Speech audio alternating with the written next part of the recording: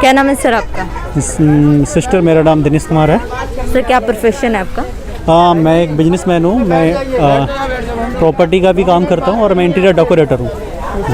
Sir आज आप लोगों का झुग्गी झोंपड़ियों में क्या प्रोग्राम रहा है? आज झुग्गी झोपड़ियों में ये प्रोग्राम थोड़ा सा हटके रहा है। आज शासनामी गिनेस वेलफेयर फोर्स विंग के सेवादारों ने नीडी पर्सनों की मदद की है। यहाँ पर 3 बैंकें स्पेशल लगाई गई थी।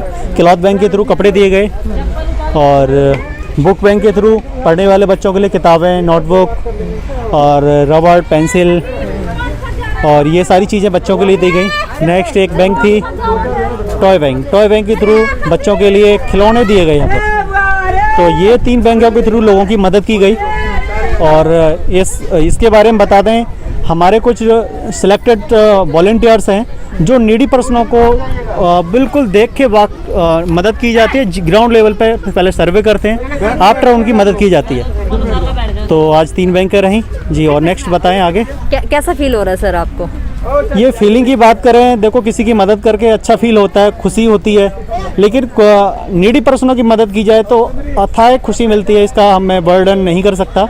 बहुत अच्छा लगता है। ज़रूरतमंद की मदद की जाए तो, गरीब तो आज की दुनिया में सभी हैं, लेकिन ज़रूरतमंद है, अति ज़रूरतमंद उनकी मदद की जाए तो बहुत खुशी मिलती है जी। सर एनसीआर की बात करें, जब पूरे हम अगर इंडिया की बात करें, पूरे विश्व की बात करें, बहुत बिजनेसमैन हैं, बहुत वेल एजुकेटेड लोग घूमते हैं, लेकिन फिर भी कोई किसी के बारे में नहीं सोचता। कोरोना जैसे काल में तो कोई किसी से बात तक नहीं करता है जैसे। तो आप लोगों के अंदर ऐसी सोच आना कैसे पॉसिबल है सर? ये पॉसिबिलिटी की बात करें तो हमें शासनामी गिनेस वेलफेयर फोर्स विंग पहले से ही मानवता भलाई के कार्य करता हुआ आ रहा है।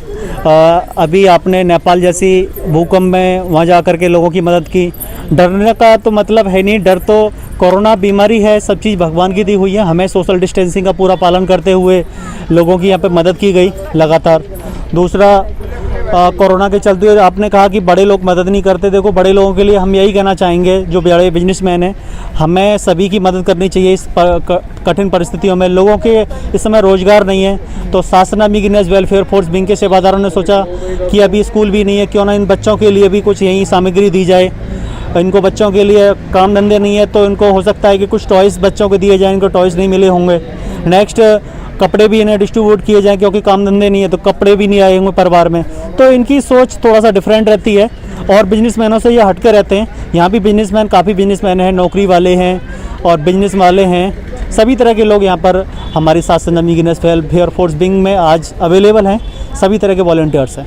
सर इतना कुछ हुआ, गुरु राम रहीम जी के बारे में काफ़ी कुछ दिखाया गया, क्या मानना है? आज 3 साल हो गए हैं उनके बारे में, अब क्या विचार रखते हो आप उनके बारे में? देखो, आज वो हमारे बीच नहीं है फिलहाल, वो अपना कार्य कर रहे हैं। उन्होंने हमें मानवता भलाई के कार्य सिखाए हैं और उन्होंने हमें मेथड ऑफ मेडिटेशन, गुरु मंत्र दिया है। उसके माध्यम से हम अपना जाप कर रहे हैं और मानवता भलाई के जो कार्य सिखाए हैं उन्होंने, उनको हम कंटिन्यू कर रहे हैं। और उनको हमें आज, जैसे पहले पूज्य हजूर पिता सन डॉक्टर गुरमीत राम रहीम सिंह जी इंसा दरबार में रहते हुए खुशियाँ उस समय प्रदान करते थे, उस समय जो खुशियाँ मिलती थी, आज ज्यों की तो खुशियाँ मिल रही हैं और प्लस होकर मिल रही हैं। सर उनके बारे में कहना क्या है आपका? क्योंकि उनके ऊपर बहुत सारे एलिगेशंस, बहुत सारे बातें उठाई गई थी। देखो, एलिगेशंस की बात करें तो एलिगेशंस तो बड़े बड़े एलिगेशंस चल रहे हैं। और आज आप एलिगेशंस की बात करें तो आज करंट का हैशटैग चल रहा है, लोग ड्रग्स के पीछे लगे हुए हैं। बड़ी बड़ी हस्तियां ड्रग्स लेती हैं, बॉलीवुड। और आपने देख रहे हैं वहाँ पर नेता लोगों ने भी ड्रग्स लेना शुरू कर दिया है। तो ये चीज़ें, बाबा राम रहीम का हमेशा से इन चीज़ों के खिलाफ प्रदर्शन रहा है। वो हमेशा इनके खिलाफ रहते थे, ड्रग्स यूज ना किया जाए। और ये हमेशा मानवता भलाई के कार्यों को हमेशा प्रमोट करते थे। इनको साजिश की बात करें, इसको साजिश क्या कह सकते हैं, वो अपना कार्य करने गए हैं और आज उनका कार्य महासफाई अभियान उनके थ्रू पहले उन्होंने स्टार्टिंग की थी। आज के उनके द्वारा चलाए हुए अभियान, माननीय प्रधानमंत्री जी ने उसको शुरू किया। उनके द्वारा चलाए हुए अभियान काफ़ी, अभी हम बात करते थे सीधा डायरेक्टली पूज्य गुरुजी का, जो एक और उन्होंने अभियान पहले बताया था कि आने वाले समय में एक ऐसा कार्य होगा कि किसानों की सीधी खेती बाड़ी का जो भी अनाज पैदा होता है तो उसे सीधे सरकार उसको परचेज करे, सीधा खरीदे, बीच में से बिचौलिया ख़त्म हो जाए। तो मेरे को नहीं लगता कि गुरुजी रहते यहाँ नहीं है हमारे बीच और उनके कार्य नहीं हो रहे। उन्होंने मानवता भलाई के कार्य वो चला रखे हैं और उनका कार्य करवाने का तरीका ही निराला है। और आज कहाँ पर हैं वो, और आज देखिएगा डायरेक्ट सरकार ने किसानों की फसल को बिचौलिया नहीं खरीदेंगे, अब सीधा सरकार खरीदेगी। ये पूज्य गुरुजी ने सन 2016 के आसपास 16-15 के आसपास ही लोगों को बोला था कि ऐसा होगा आने वाले समय में। वो आज कार्य चल रहा है। आज हमारी नज़रों में पूज्य गुरुजी 100% सही थे, सही हैं और सही रहेंगे जी। क्या समाज को जरूरत है गुरुजी की?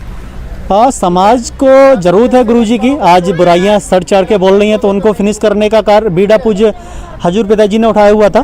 तो आज समाज के लिए बहुत ज़रूरत है और गुजारिश करूँगा सच्चाई को आगे लाया जाए।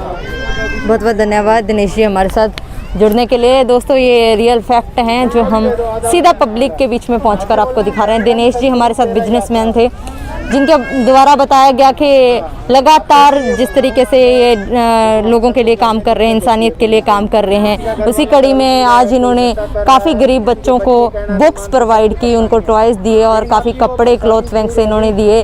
तो ऐसे कार्यों के लिए, ऐसी सोच के लिए आप लोगों का क्या मानना है ज़रूर बताइए कमेंट बॉक्स में। और इन लोगों की मांग है सरकार से और समाज से कि सेंट डॉक्टर गुरमीत राम रहीम सिंह जी जल्द से जल्द समाज में वापस आना चाहिए।